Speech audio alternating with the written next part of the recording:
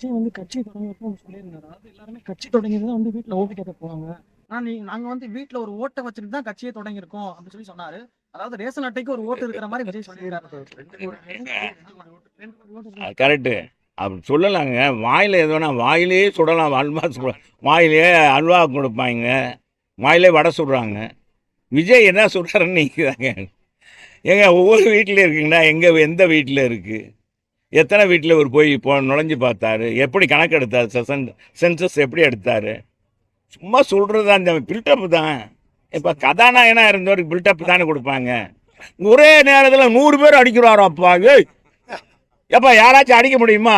டுப்பு டுப்பு டுப்பு டுப்பு டுப்புன்னு சொல்கிறாரு. அது தண்ணியை போட்டு அப்படி அடிக்கிறாரு. தண்ணியை போட்டுலாம் இப்படி அடிக்கிறவர் 41 செத்த வேற. அங்கே பண்ணை வீட்டுக்கு கூப்பிட்டு அவங்களுக்கு ஆறுதல் சொல்கிறாராம்.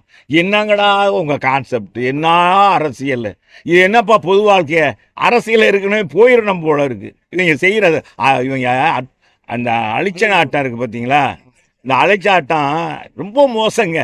எங்க இறந்தவங்கள வீட்டுக்கு கூப்பிட்டாங்க. இறந்தவங்க வீட்டுக்கு தான் போய் கேதம் கேட்டு அவங்க உறவினர்லாம் வந்திருக்காங்கப்பா, தலைவர் வந்திருக்காங்க, அவரோட இன்னார் வந்திருக்காங்க. இப்போ நாங்கள்லாம் கேட்கறதுக்கு எதுக்கு எங்களை கூப்பிட்றாங்க? நாங்கள் பெரிய இதுண்டா. எங்கள் கட்சிக்காரங்க போனால் நாங்கள் என்னென்ன வந்திருக்காங்க, அவங்க ஊருக்காரங்களாம் வந்திருப்பாங்க. அப்போ அது மாதிரி பாவம் கூட்டத்தில் இறந்ததை பார்க்குறதுக்காக விஜய் வந்திருக்கார். அந்த மாதிரி ஒரு சூழ்நிலையை உருவாக்காமல் இவர் இன்னும் இப்படி செஞ்சாருன்னா, இவர் இப்போவே இப்படின்னா நாளைக்கு ஏதாச்சும் ஒரு மாற்றம் வந்து என்னப்பா ஆகுறது?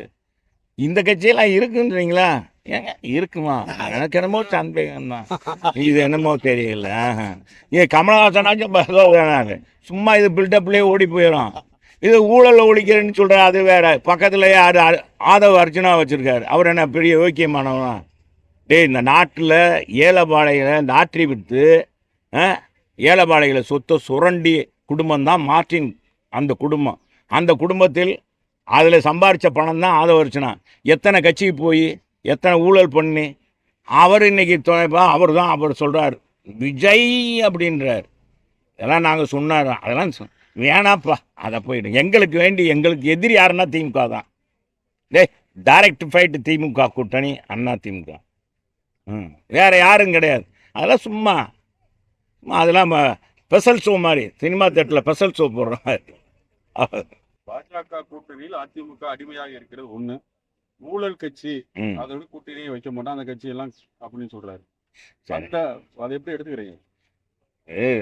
சகோதரி விஜய், நாங்கள் அடிமையா யாரை அடிமைப்படுங்க? நாங்கள் தான் சொல்லி கேட்குறேன். நாங்கள் யாருக்கும் அடிமையும் இல்லை, நாங்கள் யாரையும் அடிமைப்படுத்த மாட்டோம். இது அதிமுக வரலாறு.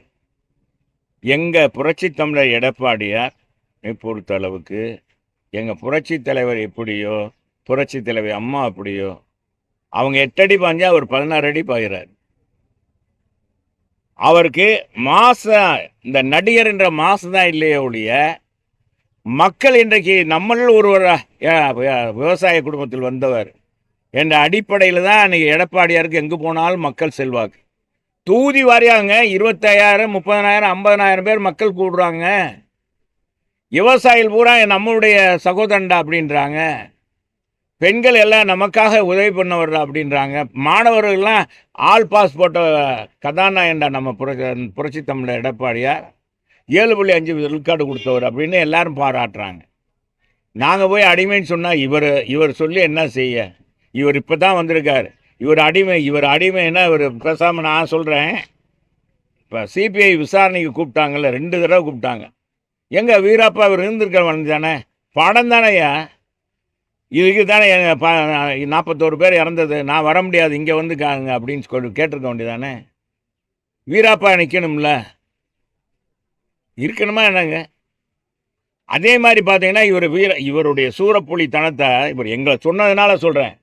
ஏதோ அரசியலில் வர்றாரு, புது முகம் மறட்டும் அப்படின்னு நாங்கள்லாம் நினச்சோம். நான்லாம் நினச்சேன். உண்மையில் நான் அவரை வரவேற்றிருக்கேன். ஆனால் யார் நம்ம அவரை இது பண்ணோமோ எங்கள் காதவே கடிச்சா நாங்கள் சும்மா இருப்போமா? 41 பேர் இறந்து போட்டாங்க. எங்கேயாச்சும் வரலாறு இருக்கா? இவருக்குன்னு அவ்வளோ பெரிய கூட்டமா? லட்சக்கணக்கான மக்கள் கூடுறாங்க. எவ்வளோ கட்டுக்கோப்பு? முதல்ல அவங்க ரசிகர்களை கட்டுப்படுத்த முடியுதா? ரசிகர்களை கட்டுப்படுத்த முடியும்? 41 குடும்பத்தையும் உலகத்தில் எங்கேயும் கிடையாதுங்க. இறந்தவங்களை கூப்பிட்டு ஃபோன் போட்டு வீட்டுக்கு வாங்கன்னு கேதம் கேட்குற காட்சி தமிழகத்தில் புதியதுங்க. இதுதான் இந்த விஜய் செஞ்ச புதிய திட்டம். அதனால் புதிய என்ன சொல்லலாங்க, அது மோசமான கலாச்சாரம். அது மோசமான கலாச்சாரம், அது வேறங்க. அதுக்கு பேர் என்ன சொன்னால் ஒரு புதிய கான்செப்டை கொண்டு வந்துட்டார். இதெல்லாம் இறந்தவங்கள அவரை பார்க்கணுன்னு வந்து குழந்தைகள், பிஞ்சு குழந்தைகள், பெண்கள் இறந்துருக்காங்க. அவங்க குடும்பத்துக்கு போய் ஆறுதல் சொல்ல முடியல. அரசியல் இயக்கம் தொடங்கிவிட்டு நீ அறையிலே உட்காந்து அரசியல் பண்ணினா என்ன கூட்டத்துக்கு உன் இமேஜை வச்சுட்டு அப்படியே போய் மக்களை பார்த்து ஓட்டை வாங்கிடலான்னு நினைக்கிறீங்க. எவனோ ஒருத்தர் சொல்லியிருக்கா, அவருக்கு அரசியல் ஆலோசனை சொல்லியிருக்கான். என்னைக்கு அரசியல் இயக்கம் தொடங்கிட்டாலே களத்தை வந்து பணியாற்றணும், மக்களுக்கான நன்மைகள் தீமைகளை கலந்துக்கிறணும், களத்தில் இறங்கி வேலை பார்க்கணும். பாருங்க, விஜய் இப்போ தான் வந்தார், எப்படி இறங்கி வேலை பார்க்குறாருன்னு மக்கள் பேசணுங்க. சும்மா நடிகர்கள் ரசிகர்கள் கைதட்டுற வச்சுக்கிட்டு எல்லாத்தையும் இழிவாக பேசுறது சரியில்லை. செய்திகளை உடனுக்குடன் தெரிந்து கொள்ள கீழ்கண்ட கேபிள் மற்றும் டிடிஹெச் நெட்வொர்க்குகளில் எம்நாடு செய்தி தொலைக்காட்சியை காணுங்கள்.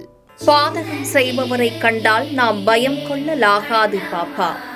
மோதி மிதித்து விடு பாப்பா, அவர் முகத்தில் உமிழ்ந்து விடு பாப்பா. அண்மை செய்திகளை உடனுக்குடன் தெரிந்து கொள்ள இணைந்திருங்கள் எம்நாடு தொலைக்காட்சியுடன்.